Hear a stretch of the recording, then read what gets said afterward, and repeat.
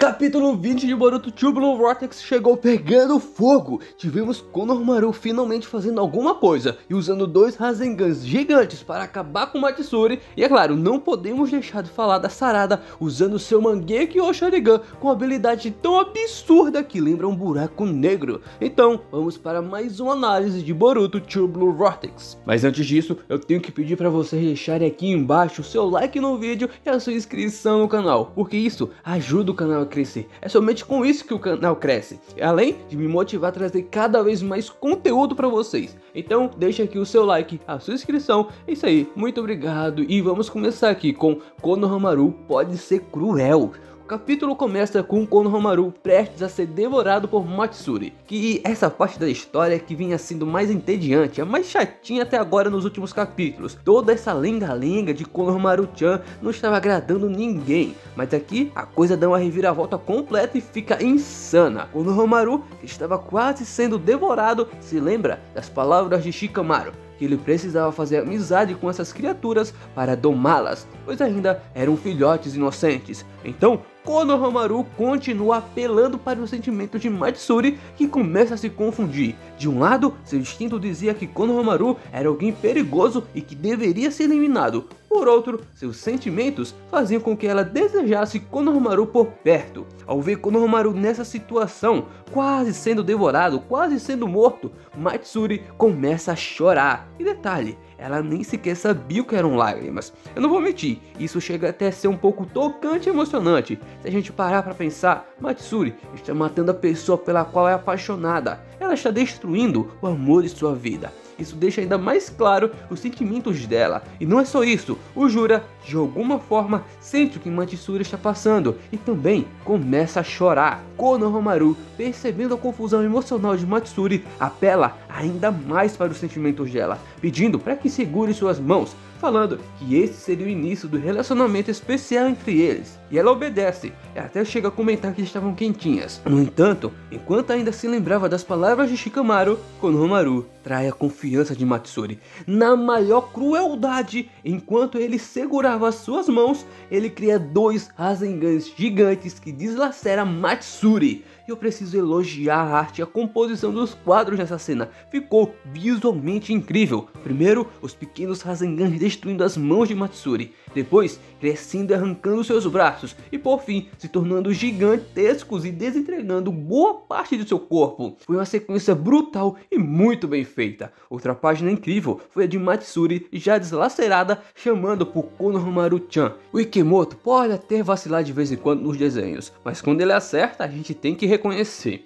Também temos uma cena do Jura dizendo que por causa do amor, Matsuri hesitou em devorar o Konohamaru e foi enganada. E da mesma forma, Konohamaru, por causa do amor, hesitou por um instante e deixou a vitória escapar. Em seguida, a gente vê que o Konohamaru foi atingido pelo Mokuton de Matsuri, enquanto ela se preparava para dar outro ataque. Pois é, até quando o Konohamaru acerta, ele ainda continua sendo vacilão. Eu não acho que ele vai morrer aqui, o mais provável é que ele fique gravemente ferido e que Matsuri consiga escapar. Eu gostaria que ela fosse derrotada nesse momento, mas eu não acho que isso vai acontecer. A menos, é claro, que o Konohamaru tire um coelho da cartola, tipo invocar o Rei Macaco, ou então ativar o modo sábio, ou contar com a chegada de alguém para ajudá-lo. No entanto, o mais provável é que Matsuri fuja, ou que então que ela se regenere e continue a devorar o Konohamaru. Mas eu quero saber o que vocês acham que vai acontecer, deixa aqui embaixo nos comentários a sua opinião. Além disso, eu tenho que falar do Hidari. Enquanto o Jura aparecia, o Hidari também ganha bastante destaque nos quadros. Isso nos leva a gente a acreditar ainda mais na teoria que o Sasuke pode estar ali na consciência do Hidari e está ali só analisando as coisas.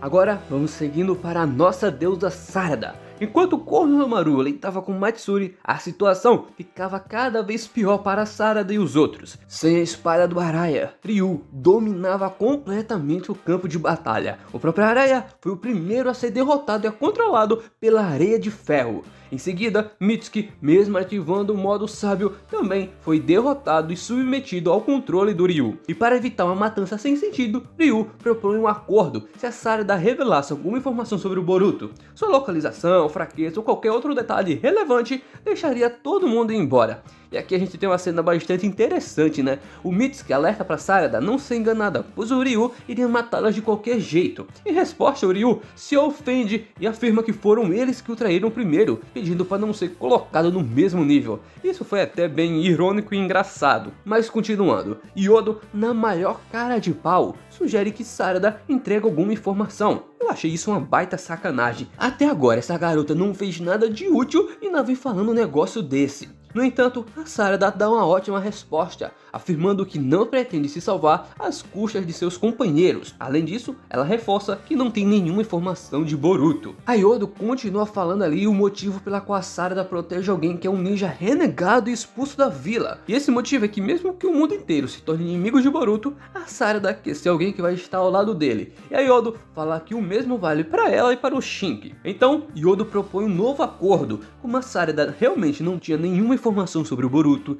Yodo sugere que Ryu a levasse, pois ela poderia ajudá-lo com sua habilidade de rastreamento. No entanto, Ryu se recusa e sem hesitar, atravessa Yodo com sua areia de ferro. Além disso, ele atinge Sarada e a coloca sob seu controle. Eu espero que a Yodo morra, porque senão vai ser só Inodin 2.0. Caída no chão e já admitindo que ele estava morrendo, Yodo começa a falar sobre os sentimentos da Sarada. Ela diz que a Sarada está se enganando inconscientemente e que estava deixando o seu poder se estragar, afirmando que esse poder não precisa ser usado para proteger o mundo inteiro, mas sim para proteger uma pessoa, que no caso é o Boruto. Então, a areia de ferro de Ryu começa a ser sugada para o único ponto, para o Esfera Negra. Todos aqueles que estavam sendo controlados ficam livres. Mitsuki percebe os olhos de Sarada e em uma página incrível e vemos a ativação de seu Mangekyo Sharingan. As duas últimas páginas do capítulo, destacando o Mangekyo Sharingan dela, ficaram simplesmente incríveis e visualmente deslumbrantes. Foi simplesmente épico. Agora, falando um pouco mais sobre as falas da Yodo sobre a Sarada, eu achei todo o diálogo entre elas um pouco forçado. Afinal de contas, a Yodo não conhece a Sarada tão bem assim para deduzir que ela tem um poder que estava guardando ou algo do tipo. Para falar a verdade, essa deve ser a segunda vez que as duas se encontram, então não tem como a Yodo falar tudo isso sobre a Sarada. Às vezes eu acho que é o Ikimoto, como eu posso dizer, ele não prepara o terreno para certas ocasiões, como é o caso disso. Então fica meio forçado quando acontece esse tipo de coisa. E agora, falando sobre as habilidades do Mangekyo Sharingan da Sarada, parece ser algo extremamente forte, roubado e apelão. Ela cria uma esfera negra que suga tudo ao redor, semelhante a um buraco negro. Acredito que ninguém acertou nenhuma teoria sobre o Mangekyo Sharingan da Sarada, mas se você está se perguntando por que um buraco negro, bem, é porque pelo visual e pela forma como foi demonstrada, uma esfera negra sugando tudo ao redor, também pelo design do Mangekyo Sharingan da Sarada, que se assemelha a um sol, e também porque o Boruto já possui uma técnica que usa a rotação do planeta, então é justo imaginar que a Sarada também tem uma habilidade de escala semelhante. Agora, se essa técnica é de fato um buraco negro ou uma espécie de Kamui 2.0, ainda não sabemos. Teremos que esperar para o próximo capítulo. Mas fica tranquilo, pois eu estou planejando trazer muito em breve um vídeo com teorias sobre essa habilidade e sobre qual poderia ser a segunda técnica do Mangekyo Sharingan da Sarada. Não se esqueçam, quem desperta o Mangekyo geralmente possui duas habilidades. Até lá, eu quero saber o que vocês acharam desse capítulo e quais são as suas teorias para o Mangekyo Sharingan da Sarada. Deixa aqui embaixo nos comentários que eu vou estar olhando e também deixa aqui a sua inscrição no canal, porque quando eu trazer um vídeo de teoria ou análise do próximo capítulo, você não vai perder, vai querer assistir, então você tem que deixar a sua inscrição aqui. É isso aí, muito obrigado e até a próxima.